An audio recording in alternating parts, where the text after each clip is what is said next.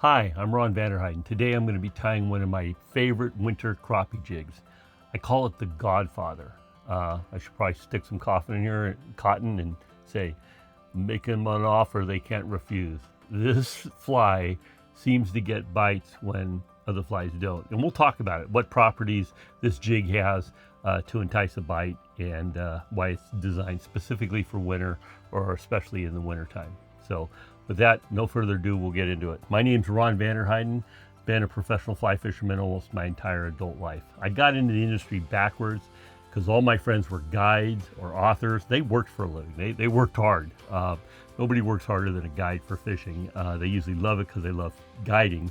And some of my friends that guide actually love guiding more than fishing themselves. They love teaching people and watching people have success.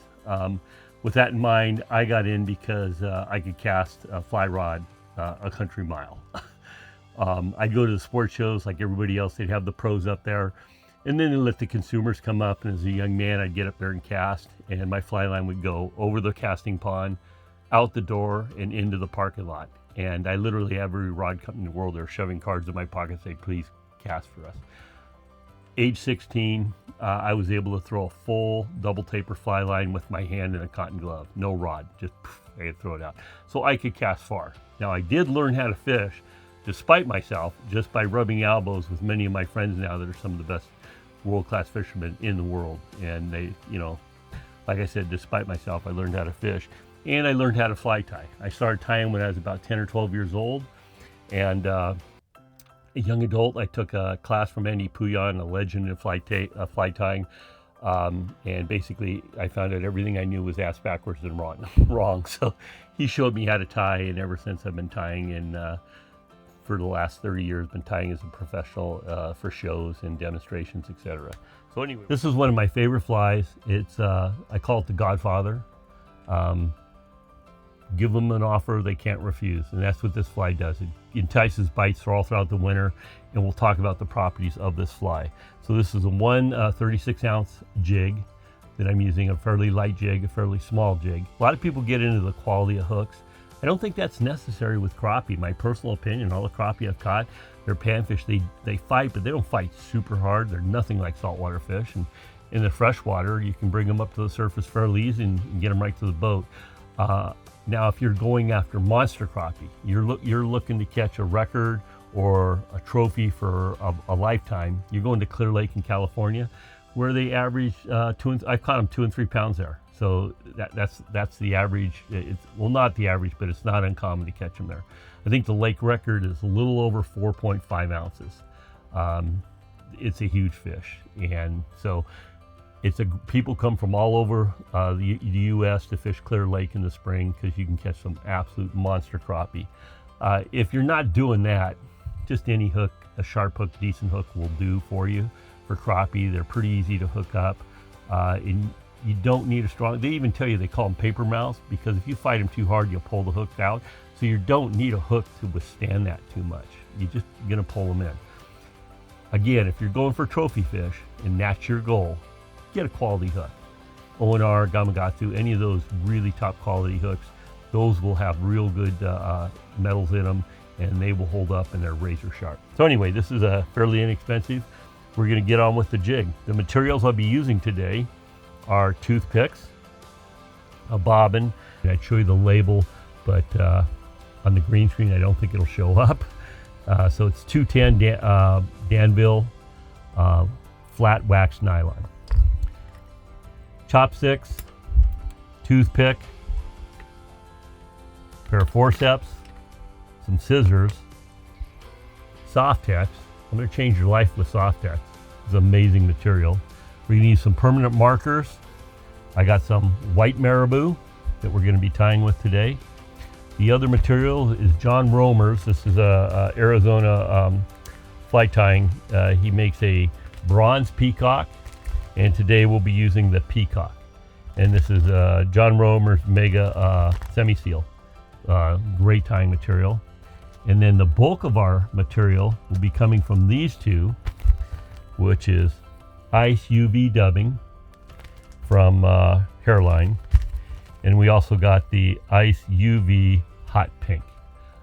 These are UV colors. These, I usually put very small traces of these in my flies for my bass and trout. Anything below 5 feet and up, it's a real bright material for the fish. They see this UV, it's like a light bulb to them.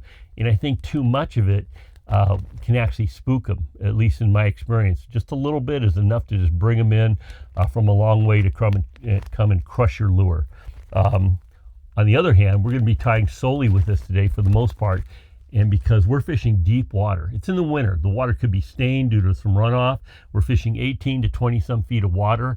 You need a fly to go down there and pop almost like a light bulb, and that's what that UV material does. So first off, we're going to get our bobkin. I see a lot of people, they glue their line on. I've been a pro tire. It's not necessary. The materials are going to stay. Couple wraps will get it going. I do a lot of free spinning just to get some line on my, just a little less fatigue. The other thing I'm going to show you is we cut this off here. I also don't close my scissors. I just put the blade along and pull and snip it right off. So we talk about the tension on the bobkin.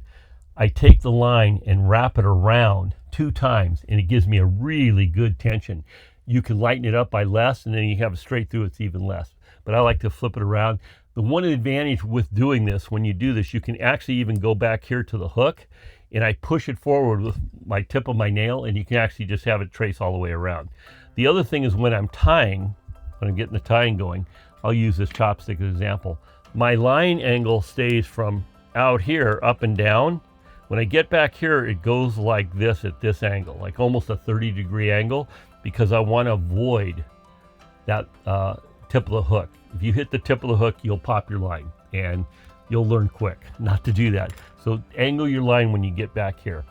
Let's talk about hook placement in the vise. I see a lot of people on YouTube, they'll actually put the hook all the way in to where it's completely buried. I was taught never to do that, especially with trout flies. This little barb that comes up on the hook is dug into the material. It can be a little offset. When you crimp down with your vise, it'll actually touch that barb and it can break your hook. It broke hooks in the past.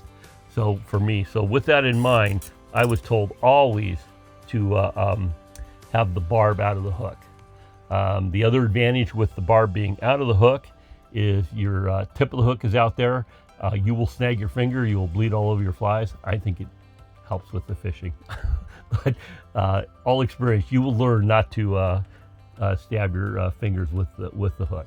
So anyway, we got this down, give a couple more spins, we'll get our material. So the first thing we're gonna do is get our semi-seal out.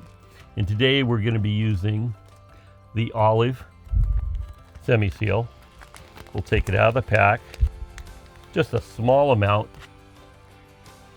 And we're going to use less than that. We're just going to pull it down here and get a nice couple long strands. Take about half of that bunch right here. That's a nice looking bunch right there. I'm pulling on them so you can see that I've got a nice long strand. Put them here, and we can actually clip this off right here.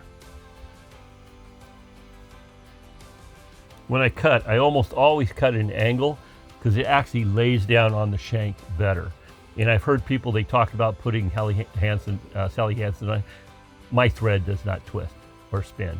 And you don't want to do that on certain flies. If you're doing hair flies for bass bugs, you don't want to spin. So this, I actually just did it wrong, which is a perfect example, okay? So now, this is going to be the top of the fly. Well, this is the top of the fly because it's a jig. So we're going to put this material right here, and we're going to anchor it down.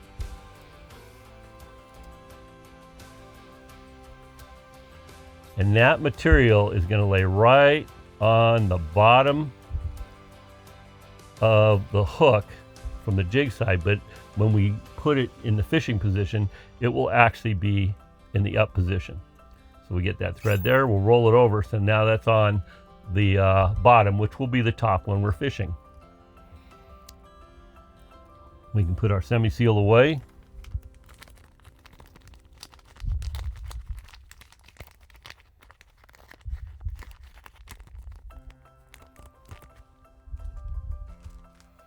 And now we're going to work with the majority of our material here. So I primarily use this UV Pearl ice dubbing, but I like to add a little bit of pink. If you've ever seen like a small minnow, a lot of times they're translucent. You can almost see their intestines, and they have almost a pinkish hue. A lot of bait fish have a pinkish hue, and so I like to do that with mine. So what we're going to do is we're going to take some dubbing out of here, a good pinch of dubbing, and we're going to add a little bit of pink.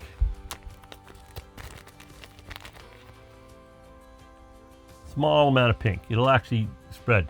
Now, the way people have done this in the past, I've seen people on videos, they blend this. They just grab this and start pulling it like this and mixing it. And I remember those days vaguely. If somebody shows me something and it helps me, and I do a video, I will always mention her name. Hey, Billy Bob showed me something. I'll say, hey, I learned this from Billy Bob. That does two things. Number one, people love to get recognition for something they've come up with. And in that sense, once they find out you recognize them, they will be glad to share more information with you, and other people will as well. Now, whoever showed me this, basically, it's a coffee grinder. I don't remember who it was. I just don't remember. And we dropped this in. It is plugged in. Now, the only way it triggers is when the safety latch is put on. We'll put this down. Instead of pulling it apart and mixing it for 5 or 10 minutes, we're done. This is completely blended. Now, I always get a little nervous reaching in here. I just pull on the top and I pull that out. And the smart way would probably be to unplug it, but I've never had this go. Probably that's why I still have my fingers. So that's done. Now, all this material is blended together, and it has a little bit of that hot pink running through it. All right, so that's our first thing. We've done that. So we're going to put our marabou on. And I've got a feather right here. And a marabou feather gives you a bunch of options for tying flies. You can use the tip. I use the side, so I get 1, 2, 3, 4, 5 flies out of this one feather. We're going to grab this right here and simply pull off one side of this. Pull it right down. Bunch it up. And you don't want it necessarily all to be perfectly even. And you don't want to really cut this. So you want this tapered so it looks like a tail of a fish. Now, I do cut this with my scissors. And again, I like to cut at like a 45-degree angle. It just makes it lay down on the hook better. And I see a lot of people bunching right up to the head of the material. For most, it's not necessary. It's more chance of your material coming out at your head. So I just pull that down, pull that material down. We're going to hold this material down as I get back again. As I get back towards the back of the hook, you can see my angling my thread, tying slow here so you can see, so I don't hit the barb. Come back. Now we're going to roll it over, and we got the darker part on top, just like you would have with any fish or bait fish, etc. So we've got this. Now we're going to put in a dubbing loop. And a dubbing loop is simply made by pulling your thread out. I like it about 5 inches. And I come up here and I wrap around the hook near the dubbing loop. I push it back. I come around it once. I call that locking it in, and then I go back up towards the head. So now the way this works is you've got 2 lines here. We're going to put material in between these and pinch them and then twist them, almost making them like fibers in a hemp rope.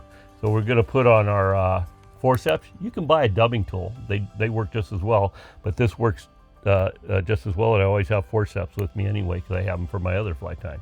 So we drop that down.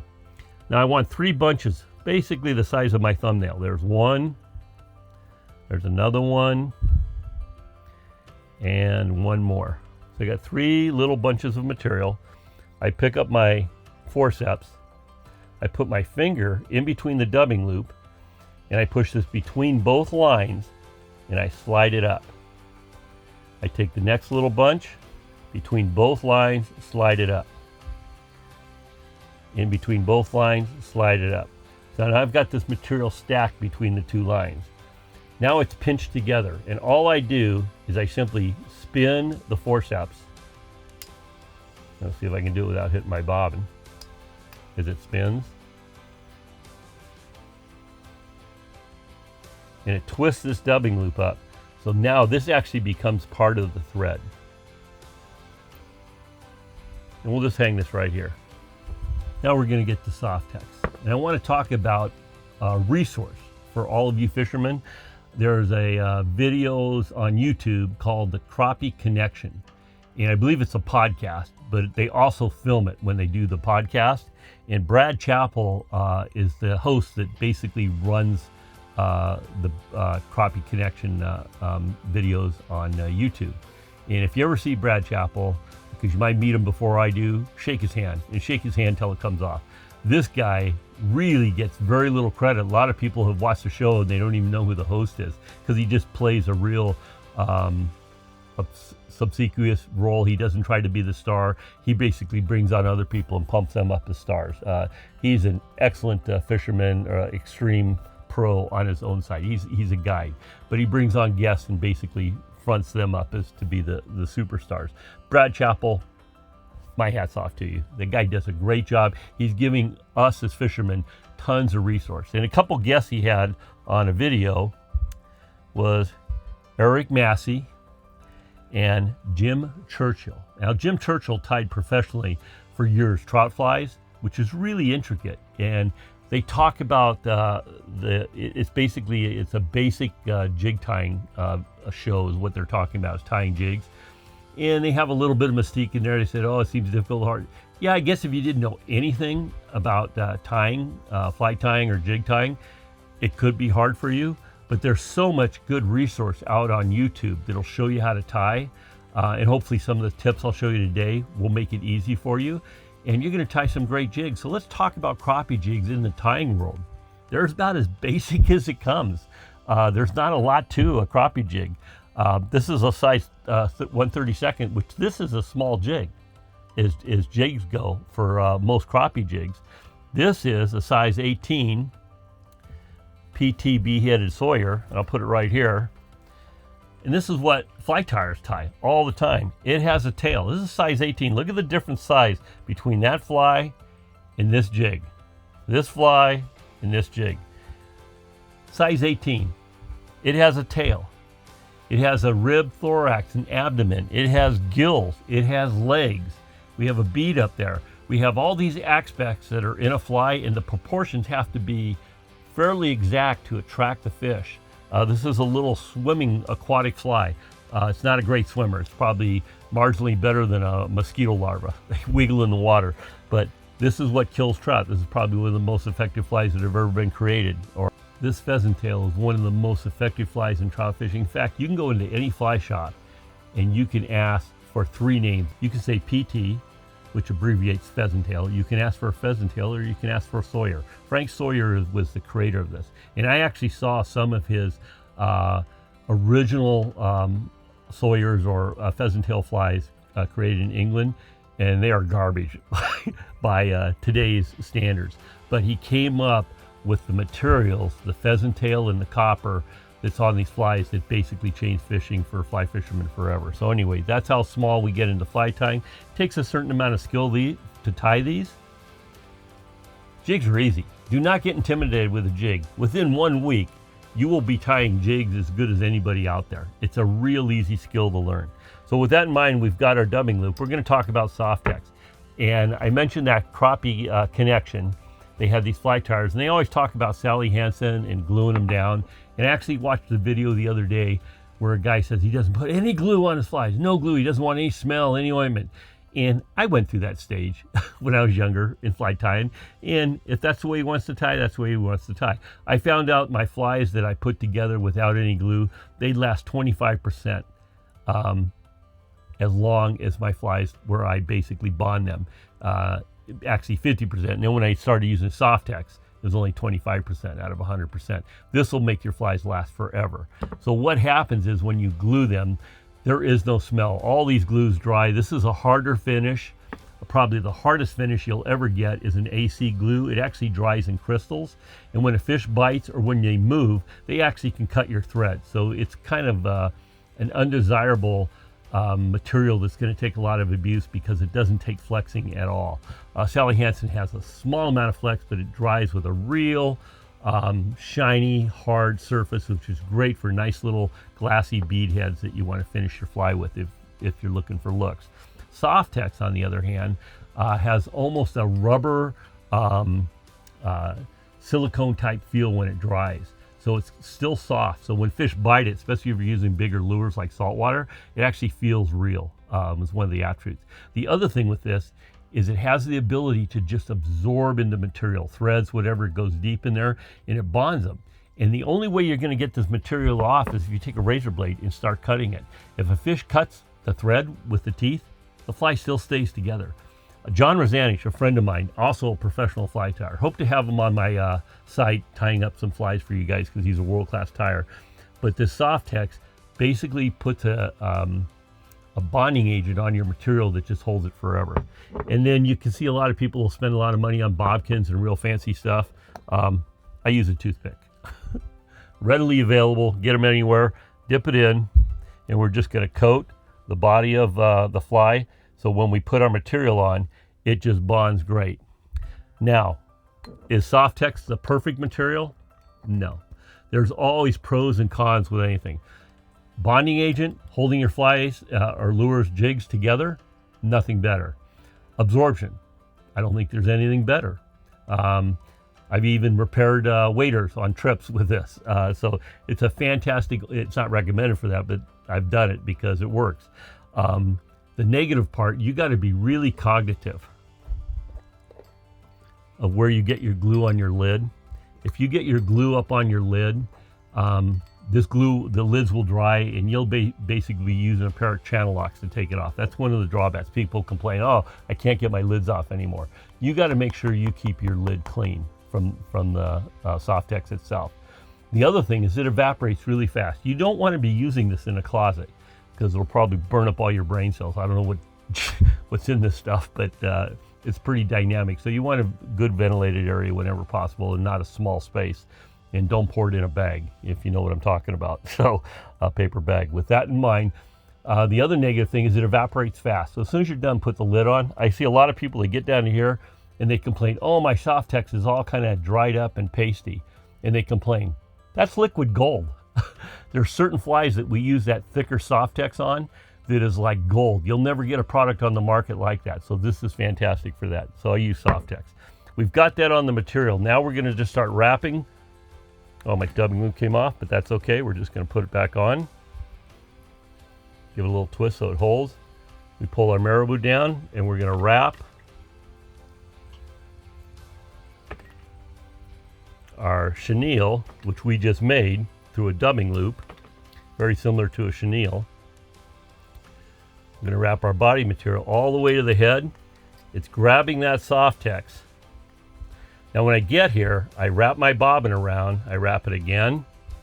Now the bobbin comes around again. I wrap, one more time, twice around the thread.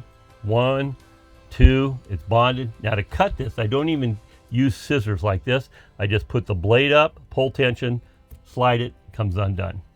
So now we're gonna finish our head, get a couple tight wraps around the head. And I do a whip finish. I see a lot of whip finish tools out there, good for you. You're actually supporting the fly fishing industry by buying them. They do a great job.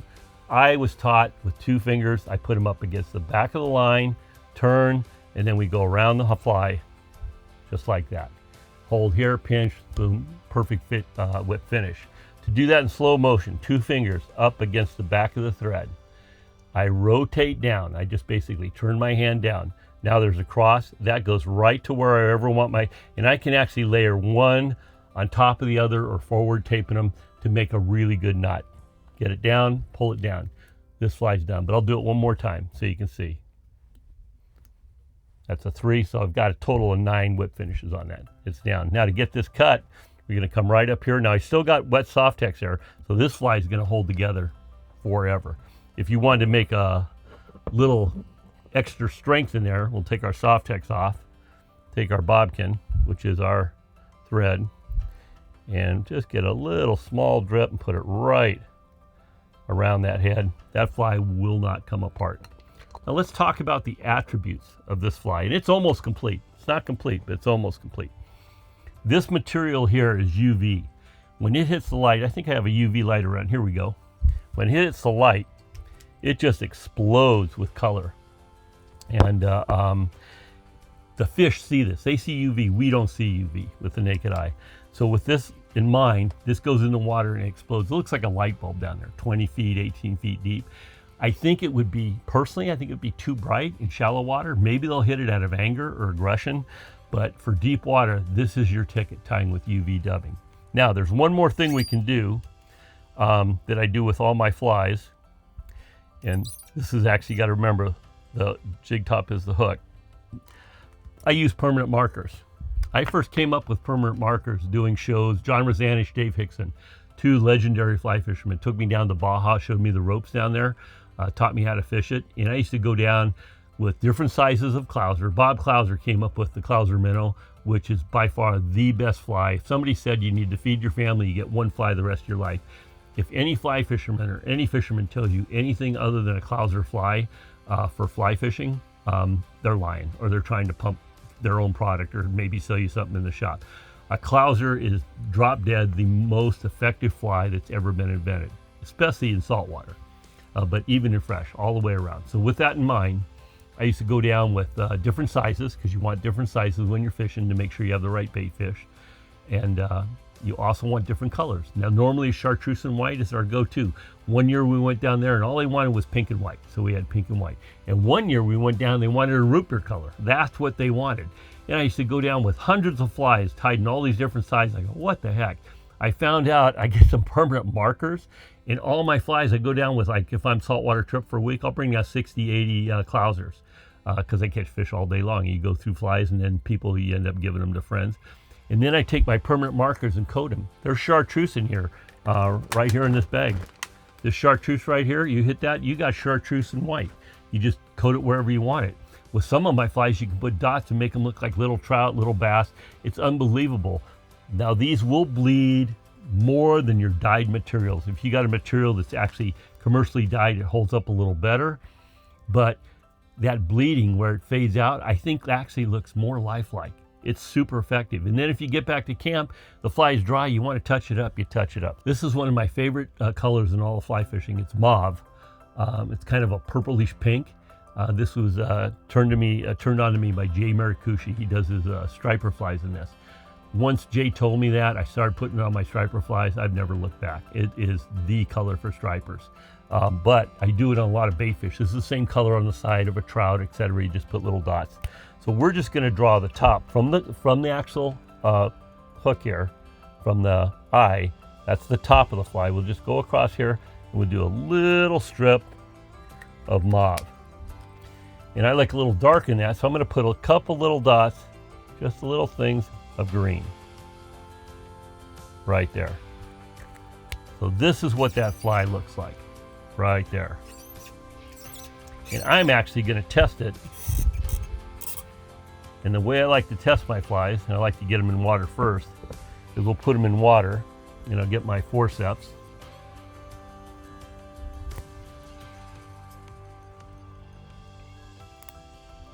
Got the fly in the forceps. I doubt if you'll see them through this picture because it's kind of jagged up, but we'll get it nice and wet, and this thing, that material is just breathing. And look at that. That's basically what your fly is going to look like in the water. We'll hit some UV light on there. And this is what those trout see, those crappie, this is what they see, and they just cannot stay off it. This is the Godfather, because you're basically giving them an offer they can't refuse. That's the whole concept of this. Now, as a bonus, I'm going to show you how to tie the perfect loop knot on all your jigs. It's a knot you may be seen before, but I'm going to do a technique which I haven't seen before, and I use it all the time. So when we tie this crappie jig, this is my crappie jig, because I like to go catch monsters.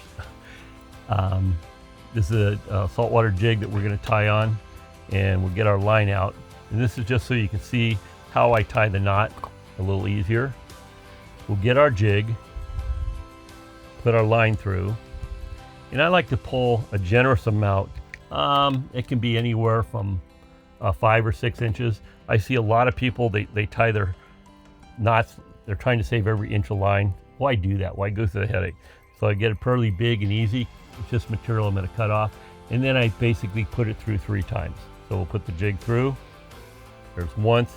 Because I got a thicker line with this Amnesia, it's like 20 pound. I'm just going to do 2. Now you'll see most people when they pull this knot down with their fingers here. I go like that to a certain extent. And what I want to do is then I introduce my chopstick. And I just push this all the way down towards the hook. And basically, once I pull it off here, it's going to make a real small loop. And you can get the loops as tight as you want. For my little jigs, I get like a 1/4 inch. Cut off the tag end, and you got the perfect loop, and you can adjust that size to make it micro small. And with your chopstick, I actually take this one and I put it into a pencil sharpener. And for my jigs, if you use the small point, you can get that knot micro small, super fast, super easy, and it's one of the stronger loop knots out there. Same knot you've been using before, but by using a real expensive, hard to get chopstick, which you can get at any Chinese restaurant, anywhere you want. And I always have them in my camper, so when I go camping, I'm pretty decent with chopsticks.